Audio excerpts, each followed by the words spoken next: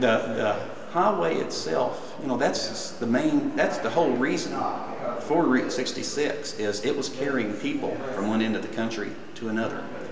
And everything along 66 is important. The people that are gradually dying off that actually ran the motels and the gas stations all those years, the buildings themselves, like the Blue Swallow Motel in Tucumcari, the wigwams, all these things need to be preserved. But the highway needs to be preserved too, because if you're out in Oklahoma on some of the concrete that was poured in the early 30s, there's nothing been done to that since it was poured except for spot repairs.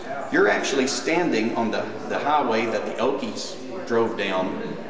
You're actually standing on the road that took all the history. There's nothing between you and it. You have the original concrete curbs, you have the original like yellow line. There's sections of highway out near Victorville, California that were paved in like 22. And there's still a mile or two of that out that you can walk and drive. And that highway, the Bunyan Derby runners in 1928 would have ran on. It's the history. And once the highway has been like widened, repaved, turned into a 4-lane, you've lost that connection with history.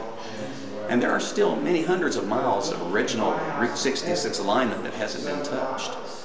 And recently, about 2 miles of it was lost out here east of Clinton, which doesn't seem like much for 2 miles, but it was in the middle of an uninterrupted section that you could drive from El Reno all the way to Weatherford and beyond.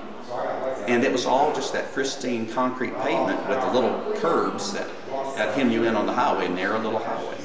And they built a section of a connector road, 4-lane wide, just big, huge highway. It's safer for the trucks, but it just kind of wiped out part of the aesthetics of the old experience of Route 66.